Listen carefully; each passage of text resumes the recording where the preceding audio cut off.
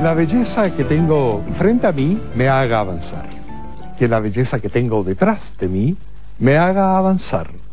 Que la belleza que tengo sobre mí me haga avanzar. Que la belleza que tengo bajo mí me haga avanzar. Que la belleza que tengo a mi alrededor me haga avanzar. En la sencilla letanía de esta canción de los indios navajos se expresa el ansia de que todo nos ayude para construir nuestra felicidad. Vivimos así en un mundo rodeado de personas, de personajes, de santos, de demonios, y América Latina es un conflictivo continente donde muchas culturas se cruzan. ¿Cuán muertos están realmente nuestros muertos? Para acompañarnos en esta odisea tenemos a Eduardo Galeano, el brillante escritor y ensayista latinoamericano que ha desentrañado las venas de América Latina y que ha cantado sus altas, luminosas cumbres. Hola Eduardo, ¿cuán muertos están realmente los muertos que hemos enterrado en América Latina? Habría que ver, porque como es el reino de la diversidad, hay tantas maneras tan distintas de vivir la muerte. Las ignoramos, lamentablemente, porque se nos ha impuesto desde hace tanto tiempo la verdad única, pero hay muchísimas verdades vivas todavía, a pesar de los siglos de persecución y de desprecio. Se vive la muerte de muy distintas maneras, en los diferentes lugares, en los distintos rincones de esas tierras vastas y múltiples. Una de las más interesantes y de las más desconocidas es la de los indígenas del Alto Orinoco que se comen a sus muertos. Esto suena terrible porque suena a canibalismo y para peor con carne no cruda, carne no viva. Pero de terrible no tiene nada, simplemente ocurre que a los muertos los queman mucho hasta que se hacen cenizas y después se los comen mezclados con pues sopas de plátano, tortillas de maíz, se los comen. Toda la comunidad come a sus muertos convertidos en ceniza y a partir de entonces queda prohibido nombrarlos. O sea, el nombre del muerto es tabú. Y esto podría interpretarse, bueno, primero como un acto de canibalismo y segundo, para peor, como una negación del amor al muerto, porque nadie más puede nombrar a ese ser querido, o por lo menos querido por algunos. Pero yo lo interpreto al revés, sí. Antonio. Yo creo que es al revés, que no se nombra al muerto porque el muerto se llama con los nombres de todos. O sea, no lo interpreto como un acto de desamor, sino al revés, como una afirmación de la inmortalidad del que murió. Pero ¿tienes tú una primera impresión de que el tratamiento de la muerte en América Latina es más cariñoso, más afectuoso o incluso más alegre, menos patético que el tratamiento de la muerte en Europa? Es muy diverso, como te digo, hay de todo, depende del lugar.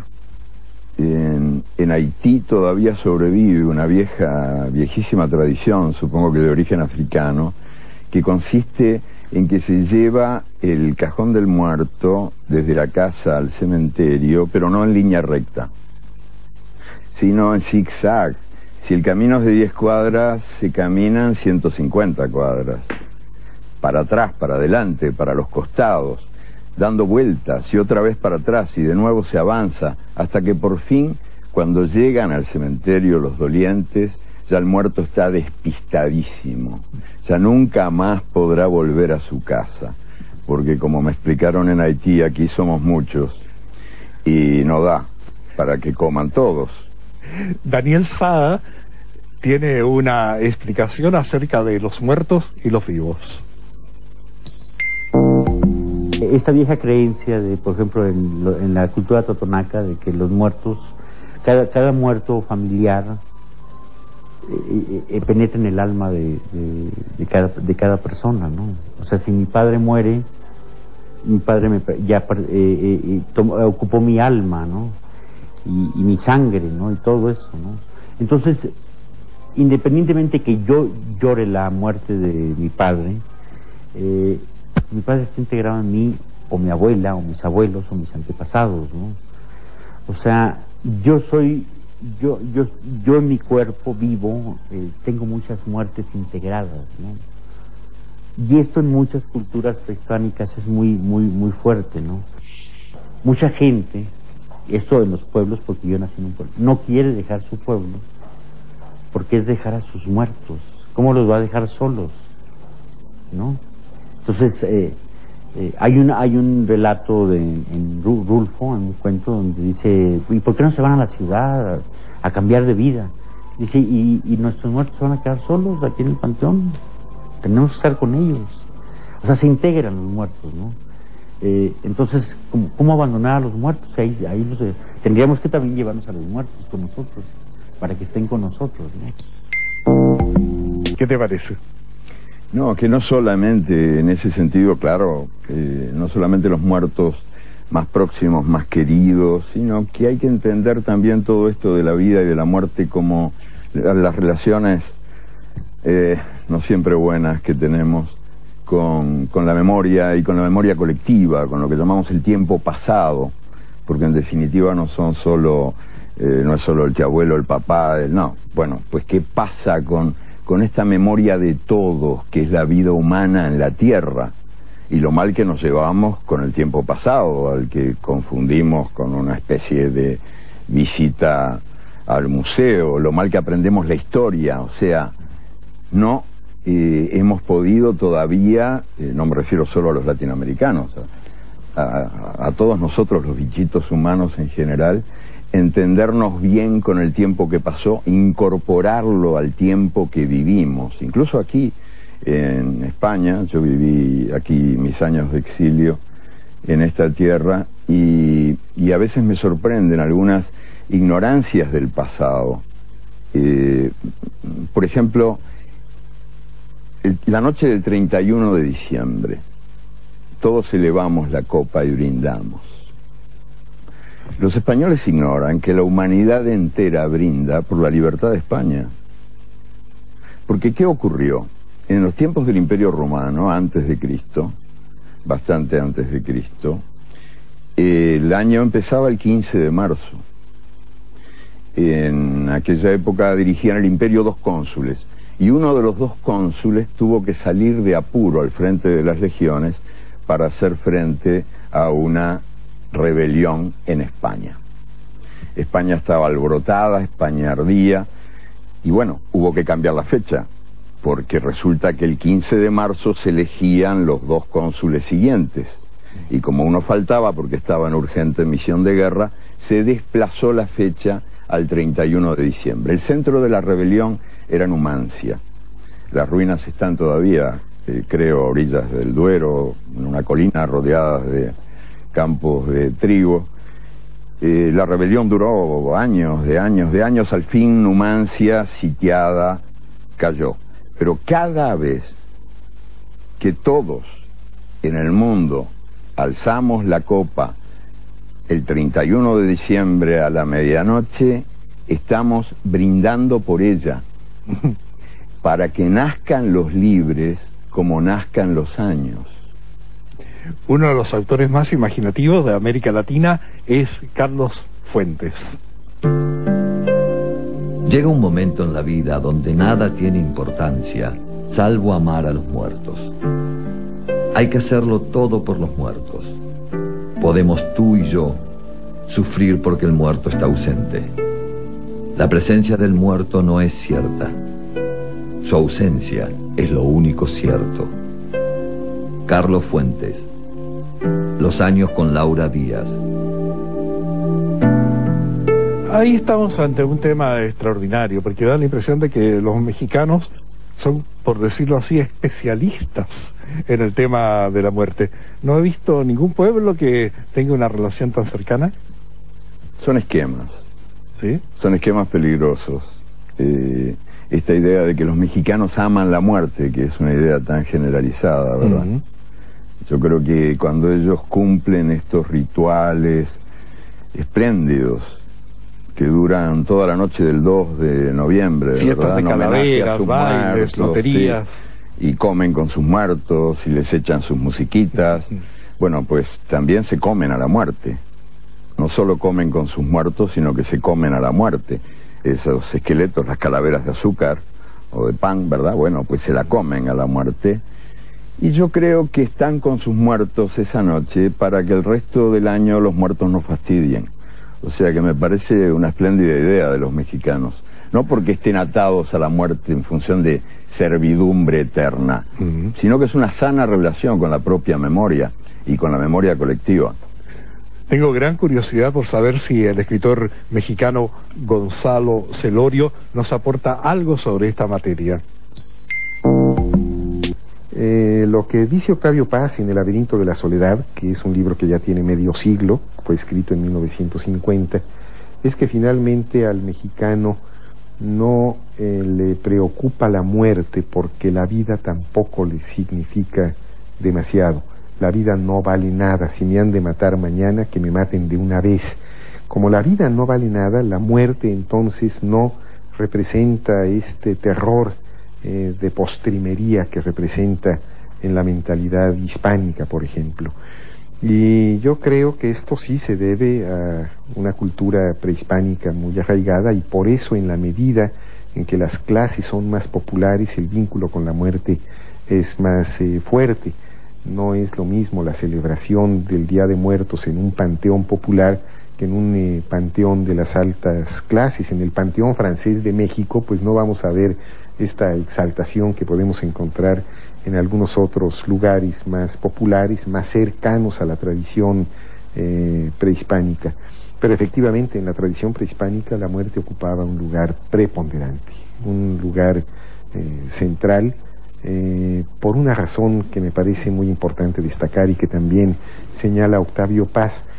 Creo que la gran diferencia entre el cristianismo y las culturas prehispánicas, muy particularmente la cultura azteca, es que la idea del sacrificio en la mentalidad cristiana es de carácter individual, mientras que en el caso azteca es de carácter colectivo.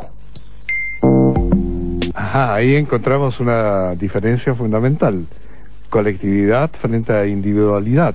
¿Será la colectividad una manera de tener identidad y de atenuar el dolor y el terror al morir? Yo no sé. Son temas muy resbalosos y complicados que, no sé. Yo tengo muchos amigos mexicanos que aman locamente la vida y les encanta estar vivos, y no sé hasta dónde las tradiciones hispanoamericanas tienen esa relación con la muerte, no sé. En general son tradiciones muy ligadas a la tierra y por lo tanto a los ciclos agrarios, a la idea, bueno, de que las plantas nacen, mueren, se pudren, renacen. No sé, hay toda esta cosa de la muerte y el renacimiento, que en el caso concreto de la cultura azteca, bueno, tiene una complicación adicional, y es que los muertos trabajan muchísimo, porque son los que por debajo del mundo cada noche cargan al sol hacia el amanecer. O sea que este asunto de estar muerto entre los aztecas hay que pensárselo dos veces, porque se trabaja, y se trabaja ¿de qué manera? Hay que cargar al sol. Cada noche el sol muere en el cielo y ahí los muertos lo conducen rumbo al amanecer. Pero esta metáfora también indica que hay una afirmación del renacimiento. Renacemos como renace el sol. Hay un viejo mito africano muy interesante que dice que en realidad la luna había mandado un mensaje a los primeros humanitos en la tierra, y la liebre fue la que recogió el mensaje, pero la liebre es un bicho muy apurado, un poco como la gente ahora en los tiempos nuestros, de puro vértigo. Así que por atropellada, la liebre, por llegar cuanto antes con el mensaje de la luna, lo dio equivocado. La luna había mandado decir a los hombres y a las mujeres, a los primeritos, que nacieron en África, con muy buen criterio de los dioses, porque allá es calentito, no se necesita calefacción. Les había mandado decir la luna: la vida renace como renazco yo, Y la liebre tradujo: la vida renace, pero ustedes no. Y de ahí nos viene el pánico de morir. Bueno, el filósofo Eugenio Trías tiene alguna meditación sobre la muerte y la modernidad. Yo creo que uno de los lados más negativos de la modernidad es una cierta ocultación de la muerte y de los muertos como algo obsceno. O sea, yo muchas veces digo, se liberan, ¿no? Intentan liberar muchas cosas, se presentan muchas cosas como liberadoras, ¿no? Liberación sexual, etc. En cambio, con la muerte hay como un tabú que la modernidad no hace sino acrecentar, ¿no? Y eso es negativo, es nocivo, ¿no? Como si la muerte fuera algo obsceno, ¿no? Cuando en realidad forma parte de nuestra vida. O sea, vida y muerte constituyen una conexión tan íntima, tan radical, que una no existe o no puede pensarse sin la otra, ¿no? Entonces yo creo, y así me he expresado, sobre todo en mis últimos textos, que la religión incide en los puntos claves y esenciales de nuestra vida. Y olvidarlo es estar ciego, y sobre todo creer que la tradición ilustrada, la tradición de la modernidad, tiene poder suficiente para arrinconar la religión. Yo creo que la religión resurge espontáneamente, acompaña al hombre desde que surgió, y yo creo que lo acompañará hasta que desaparezca.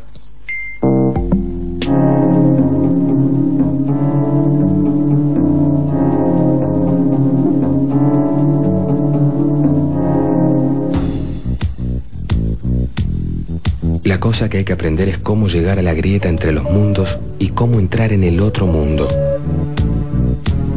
Hay una grieta entre los dos mundos, el mundo de los diableros y el mundo de los hombres vivos. Hay un lugar donde los dos mundos se montan el uno sobre el otro. La grieta está allí, se abre y se cierra como una puerta con el viento. Para llegar allí, un hombre debe ejercer su voluntad. Debe, diría yo, desarrollar un deseo indomable, una dedicación total. Carlos Castaneda, Las enseñanzas de Don Juan.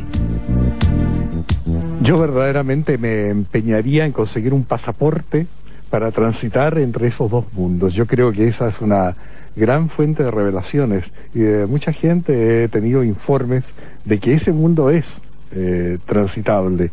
Pero me llama la atención, la muerte se mueve entre esa obscenidad de la cual habló Trías y cierta festividad que tiene que ver con santos y demonios. Y tiene que ver también con el miedo que tengas. Quiero decir que los que administran el miedo en el más acá se alimentan del miedo al más allá.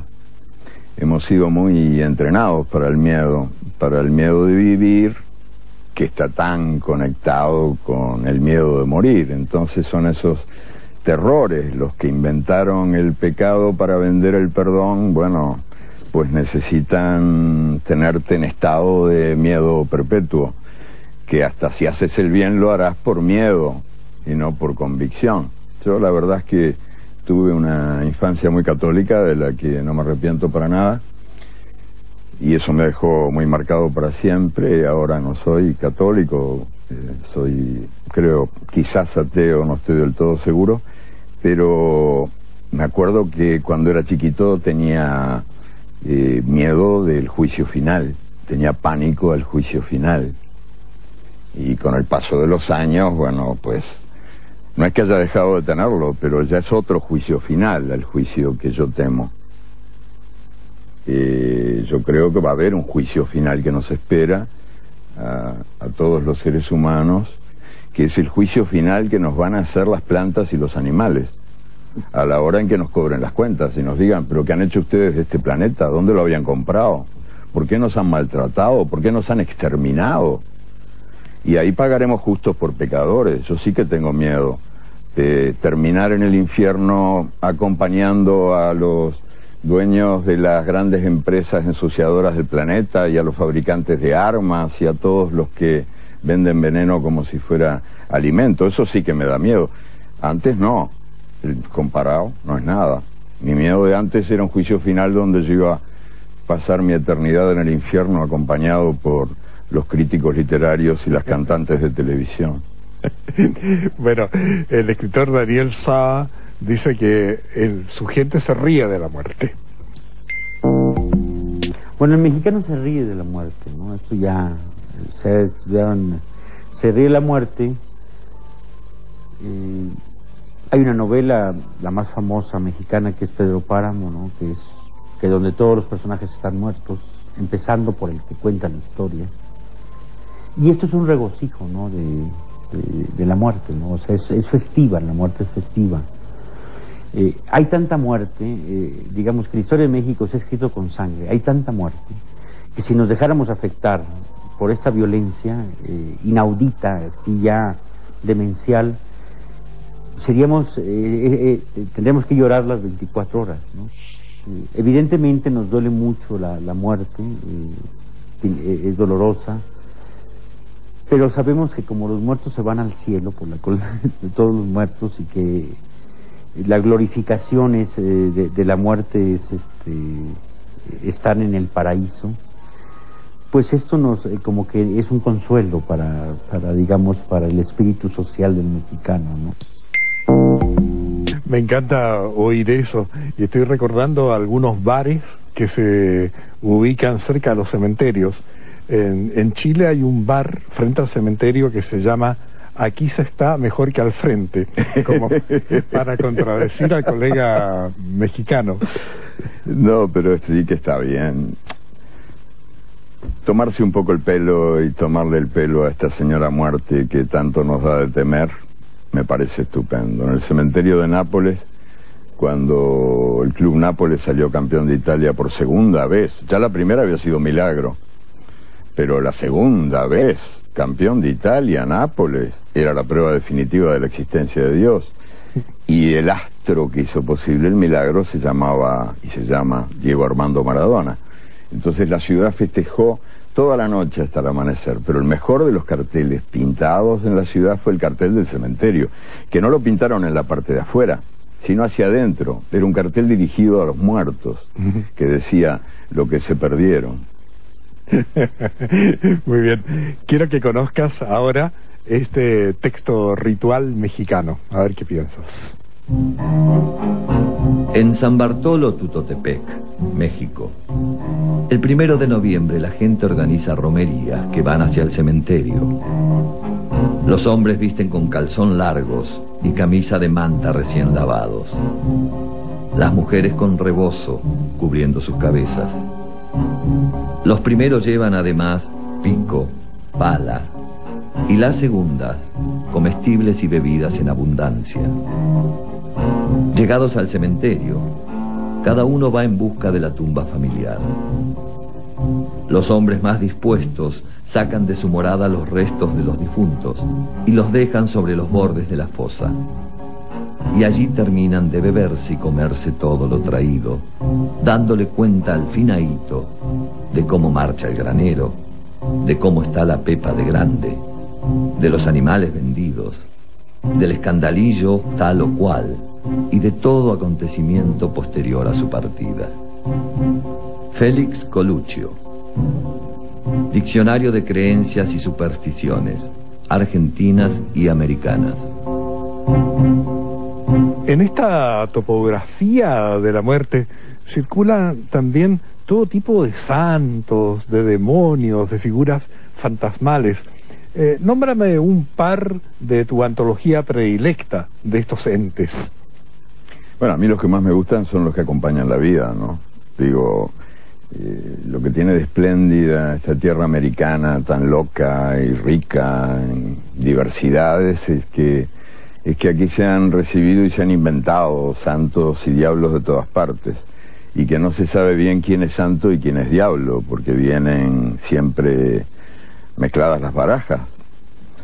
Se condenó como idolatría o superstición lo que no era la religión cristiana. Cuando la religión cristiana se impuso como religión única, la cruz que acompañó a la espada, bueno, pues entonces acá en América como que se vendió, se impuso una imagen de Dios como si fuera una especie de jefe universal de policía, y era el único Dios posible.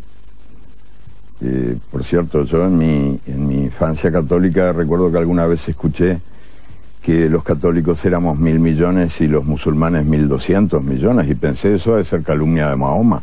¿Cómo puede ser? Porque yo estaba convencido de que mi religión era la única posible.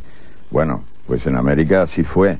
Se impuso una religión única y se descartó, se descalificó a las otras como supersticiones que fueron castigadas, delitos de idolatría. Todos estos cultos indígenas tan ligados a la tierra, bueno, pues a muchos les costaron el azote o la muerte, la adoración pagana de la tierra, la comunión con la tierra. Recuerdo en Potosí la impresión que me produjo la primera vez que fui, un cuadro grande que hay del Cerro Rico de Potosí con la Virgen adentro. Yo digo, ¿por qué estará adentro? Y ahí fui averiguando de que para los indígenas, como la divinidad es la Pachamama, la divinidad es la tierra, la Virgen es el cerro. Quiero decir que no es alguien que visita a la naturaleza, sino que forma parte de ella. Entonces, a mí, te digo, personalmente me llegan todas las divinidades, santas o diablas, que me recuerden que yo soy hermano de todos los que tienen piernas, pero también de todos los que tienen patas, alas, aletas, raíces. Carlos Monsiváis, el escritor mexicano, nos habla de algunos símbolos de la muerte. Las representaciones artísticas y culinarias y dulcíferas de la muerte tienen muchísimo que ver con tradiciones regionales. No es posible inmunizarse de la muerte, pero sí es posible familiarizarse con los símbolos. No hay mexicano familiarizado con la muerte. Los mexicanos en general estamos familiarizados con los símbolos de la muerte antes de la incineración. Uno se emborracha para recordar los seres queridos, les lleva velas, les lleva ofrendas bellísimas, les lleva canciones, les lleva objetos del arte popular, y todo eso es estética. Y luego, a medida que la fiesta avanza, uno se va olvidando de quiénes eran sus muertos y solo se queda con esa noción de cuán bello puede ser el recuerdo de la muerte ajena. Yo creo que es el culto de la muerte ajena lo que distingue, en todo caso, las fiestas mexicanas. Bueno, los mexicanos tienen prácticamente acumulada la enciclopedia total de la muerte con todo esto. Te quería preguntar, ¿pero qué pasa en América Latina con la tremenda influencia de los santos, los demonios africanos? Tú vienes de un país donde hay carnaval. Sí, bueno, no solo en América Latina, en la del norte también, ¿verdad? La influencia africana es enorme, solo que la ignoramos. O sea, la practicamos pero la ignoramos, porque del África no sabemos nada, solo lo que nos enseñó el profesor Tarzán, que nunca estuvo allí. Tarzán fue un personaje inventado por un escritor inglés de mucho talento que nunca había ido al África, y ese es el profesor en temas africanos de todos los latinoamericanos, que sin embargo tenemos raíces africanas muy fuertes, que se manifiestan mucho más allá del color de la piel de cada uno, como en el carnaval uruguayo, por ejemplo, esos truenos de tambores, y la mayoría son blancos, pero están llevando a la práctica ritos africanos que llaman a los dioses prohibidos. Y por cierto, una de las fiestas populares más importantes ahora en el Uruguay, si no la más importante por la cantidad inmensa de gente que acude a ella, es la de Yemanyá. Yemanyá, la diosa africana del mar, de la mar, temida y amada por los pescadores, que, bueno, cada 2 de febrero en toda la costa de las Américas se la celebra, la gente acude lleno, un gentío enorme de gente que va a pedirle a la diosa favores y a ofrecerle a cambio flores y golosinas y maquillajes, porque ella es golosa y es coqueta. Y después, bueno, toda la gente se mete en el mar y se va alejando de a poquito sin darle la espalda, o sea, de espaldas a la ciudad y de cara a la diosa, que es amada, respetada y también temida, porque es una diosa muy carnal, le gustan los hombres y entonces tiene la mala costumbre de tragarse a los pescadores. O sea, las divinidades africanas, como ocurre también con las divinidades indígenas en las Américas, son muy carnales, tienen mucho que ver con nosotros, Sí, pero se dime, nos parecen mucho. pero dime, ¿algunas de estas divinidades, santos o demonios que vienen de África son también un poquito modificados en América Latina? Completamente, claro, claro. Y nacen y renacen y se convierten en otros, incorporan leyendas nuevas, por ejemplo, la prima de Yemanjá. Yemanjá es la diosa de la mar, que es Oshun. Oshun es la diosa de los ríos, de las aguas dulces, pero es también la que protege a los amantes, es la diosa de la sensualidad. Y bueno, en algunos lugares, como por ejemplo en Cuba, donde desde hace unos pocos años nació una tradición, porque en definitiva hay tradiciones remotas y tradiciones nuevitas.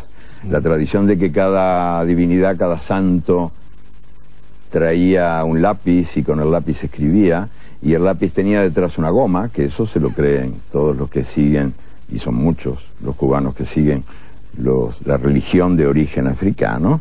Cada divinidad escribe con un lápiz y cuando se equivoca borra, porque tiene la goma atrás. Pero Oshun, la de los amantes, la diosa de la sensualidad, la de las aguas frescas, esa tiene lápiz pero no tiene goma, porque lo que escribe no se puede borrar. Ah, bueno, mucho de esto entiende también el autor brasilero Jorge Amado.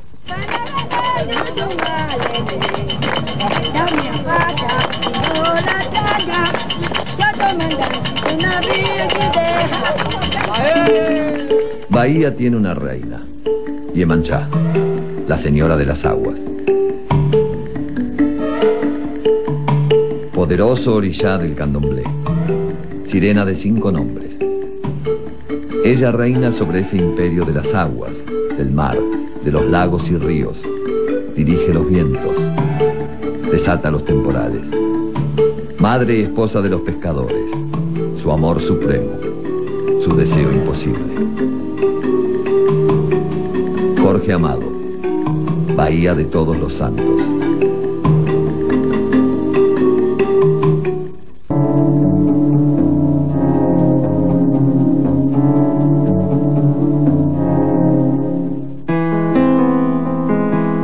Toda la noche el llamamiento de la muerte.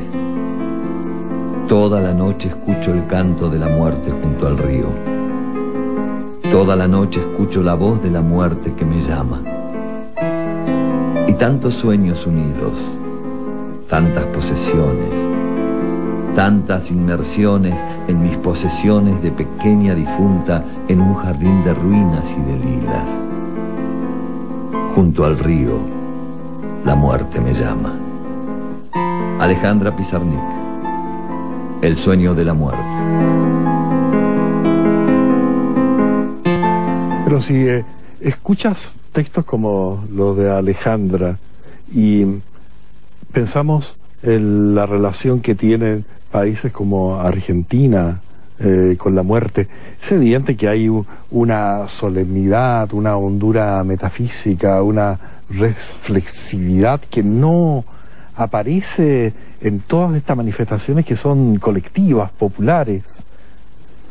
Bueno, depende, ¿verdad? Alejandra sintió el llamado de la muerte muy de verdad y supo expresarlo en alta poesía y obedeció al llamado de la muerte. Digo, hay que respetar esa honestidad de la poeta que fue fiel a sí misma en su modo de vivir y de morir, que va más allá del color de la piel de los habitantes. Y la Argentina tiene influencias todavía muy, pero muy vivas de las culturas indígenas que tan profundamente marcaron ese país presuntamente europeo. Digo, somos todos mucho menos europeos de lo que parecemos ser. Yo recuerdo cuando yo estuve en un tiempo en Río de Janeiro, en Brasil, tratando de acompañar algunos ritos de origen africano en Río, en San Pablo, en Bahía, que son muy diferentes entre sí. algunos más nacionalizados que otros, en fin.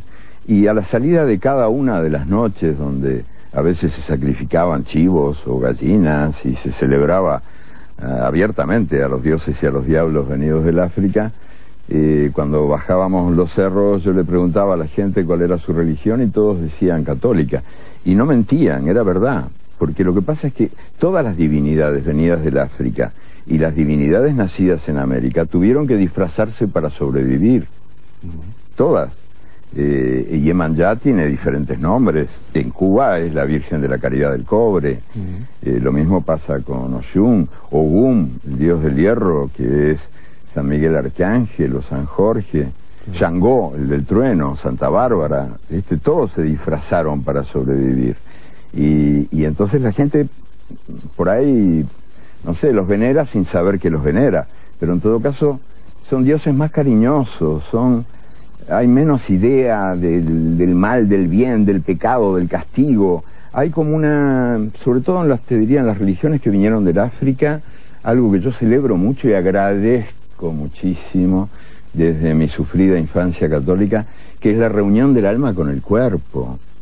O sea, que somos un almuerpo, una cuerpalma, esta cosa del alma y el cuerpo divididos, separados, enemigos entre sí, la bella y la bestia, el cuerpo como fuente de culpa y de castigo. Bueno, eso en las religiones africanas no existe. Bueno, eso lo expresaba muy bien Oscar Wilde en una de esas célebres frases para uso de la juventud, que decía, los que hacen una diferencia entre el cuerpo y el alma no tienen ni una cosa ni la otra. Martín Caparrós tiene una reflexión acerca del cristianismo y la muerte. Escribí una grosísima novela que se llama La Historia, que trata sobre todo de la relación de sus protagonistas, toda una cultura que inventé con la muerte, en la medida en que lo más significativo que pasa dentro de esa novela es una especie de gran revuelta popular destinada a conquistar la vida después de la muerte.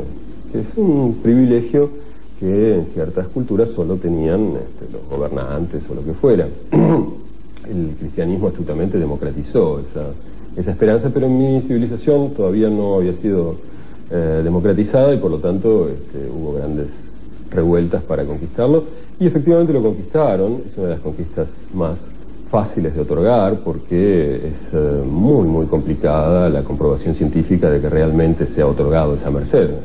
Hasta ahora no se conocen pruebas irrefutables de que hayamos ganado ese derecho cuando el muchacho Jesús se subió un par de palos de madera. ¿A qué se deberá de que la muerte tenga esa imagen tradicional que va con una capa y una especie de guadaña? ¿Hay imágenes de la muerte que te han llamado especialmente la atención?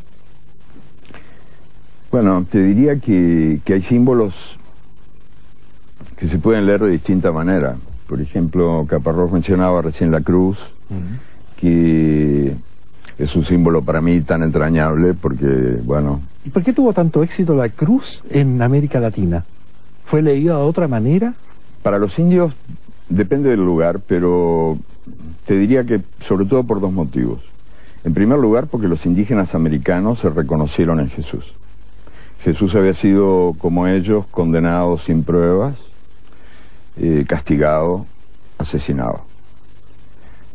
Pero además, por un segundo motivo, que yo creo que es más importante todavía, y es que en muchas de las religiones nativas de las Américas, la cruz es un símbolo de fecundidad.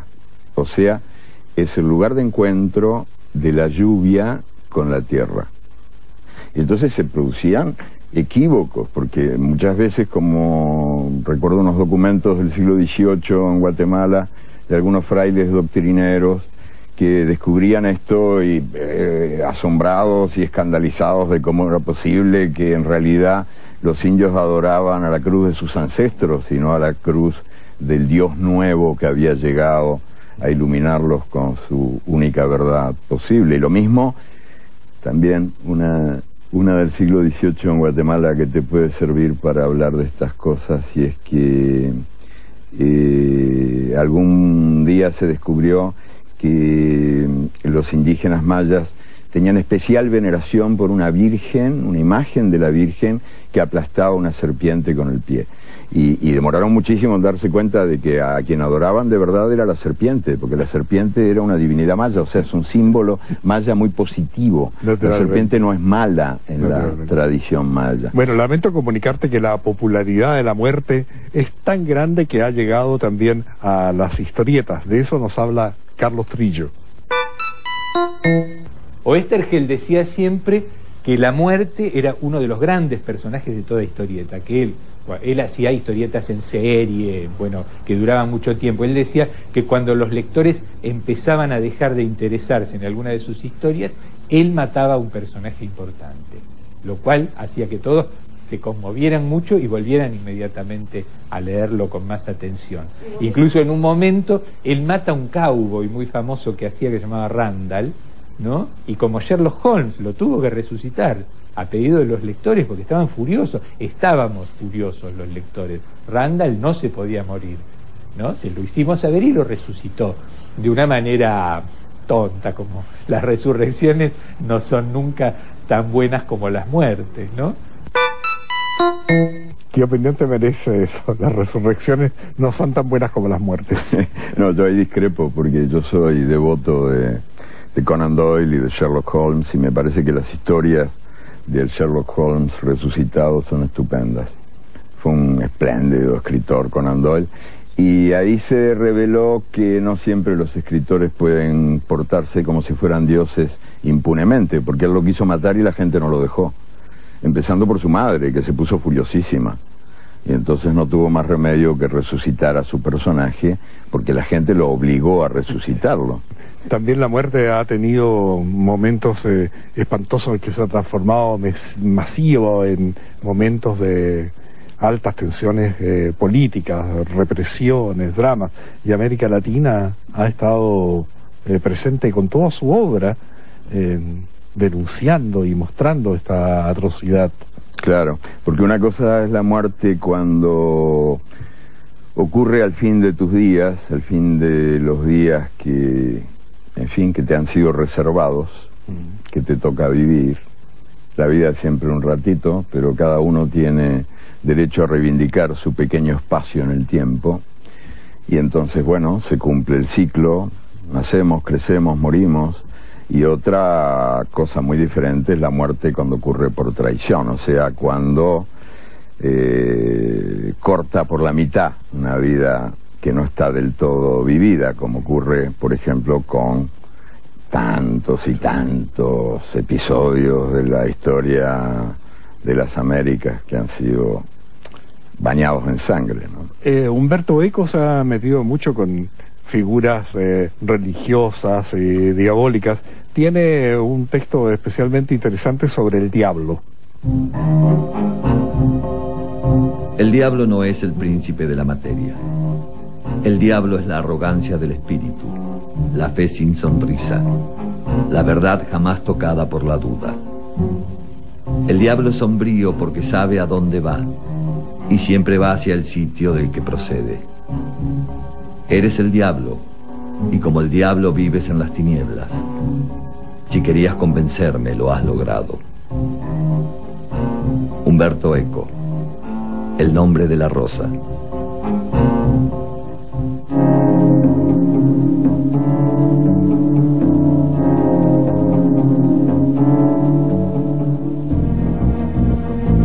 Lo primero que atrajo mi atención fue la diversidad de sus pareceres en lo que concierne a los muertos. Los más indoctos entienden que los espíritus de quienes han dejado esta vida se encargan de enterrarlos. Otros, que no se atienen a la letra, declaran que la amonestación de Jesús, dejad que los muertos entierren a sus muertos, condena la pomposa vanidad de nuestros ritos funerarios. Jorge Luis Borges, La secta de los 30. La profundidad y la ironía impecable de Jorge Luis Borges, pero te noté que te quedaste pensativo con la frase de Umberto Eco sobre el diablo. Yo también quedé un poco confundido porque este príncipe de las tinieblas tiene ahí un horno donde son llamas rojas, el príncipe de las tinieblas es rojo. ¿Cómo es el diablo de América Latina verdaderamente?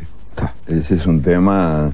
Yo lo que sé es que la empresa Satan Tours está en quiebra, porque ya no tiene clientes. Había turistas que iban esperando ver gente asándose a la parrilla y diablos vendiendo manzanas asadas y mucho olor a azufre y mucha perdición, y lo que encontraron fueron largas colas de gente esperando desde la época de las cavernas hasta los astronautas.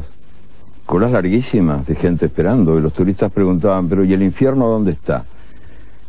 Y ahí no había más remedio que confesarles la verdad. El infierno es eso, el infierno es la espera. Y entonces la empresa Satan Tours quebró, porque nadie estaba dispuesto a pagar para ver en el infierno lo que en la tierra se padece. El infierno es la espera, y América Latina es una región de la espera. Por eso es también una región de la esperanza, porque muchos de los que esperan, muchos de los que esperamos, tenemos esperanzas. La imagen que del diablo se proyecta como un monstruo comparable a Bin Laden o Saddam Hussein o al demonio de turno, a mí no me convence mucho. Más bien, creo que en esta tierra el cielo y el infierno están bastante mezcladitos, y que dentro de cada uno de nosotros hay muchos santos y muchos diablos también mezcladitos, como en algunas divinidades africanas nacionalizadas en América. Xu, que vino del África, bueno, en Bahía tiene ciertas características, pero cuando viaja al sur de Brasil, ahí, ploc, le salen dos cabezas.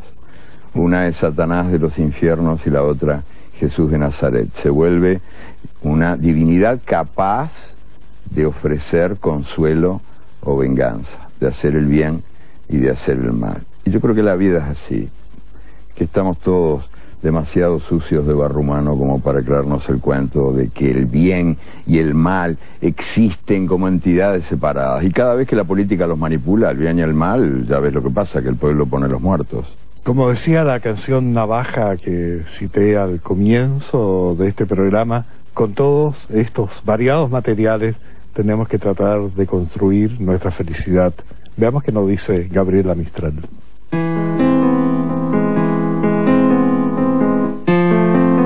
Este largo cansancio se hará mayor un día, y el alma dirá al cuerpo que no quiere seguir, arrastrando su masa por la rosada vía, por donde van los hombres, contentos de vivir.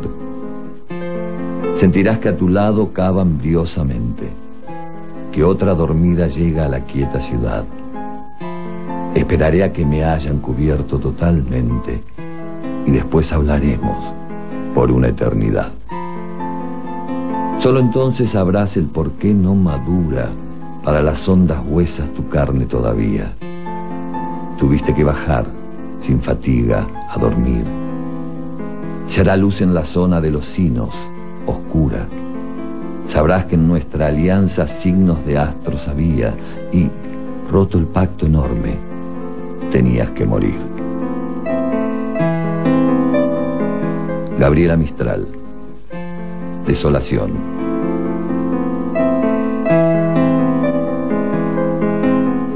Qué repertorio de presencia nos acompañan. Este ha sido un viaje largo que ha traído mucha gente alrededor, que de santos y de demonios. De cielos y de infiernos, como ocurre en el mundo, que es una mezcla de los dos. Es la conclusión que sacas, que la vida se decide entre el bien y el mal y entre todas las dualidades paso a paso.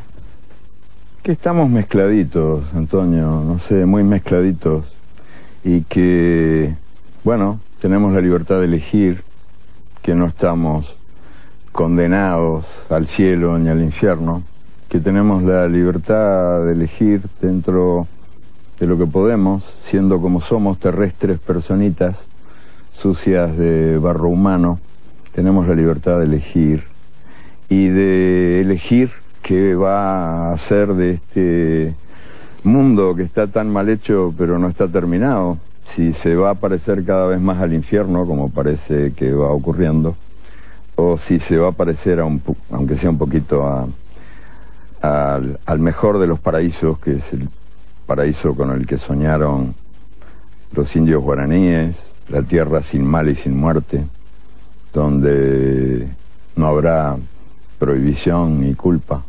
Bueno, tú sigues haciendo tu brillante contribución y yo tengo que despedirme ahora de ti. Gracias, Eduardo, por este viaje.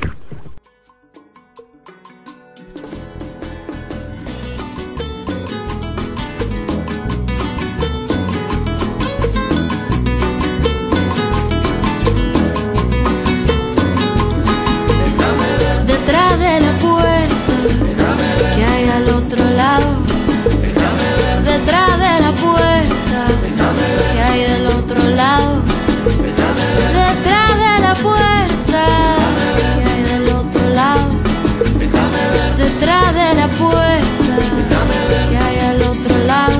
Cuando vine de mi tierra ninguna gracia tenía, cuando vine de mi tierra ninguna gracia tenía.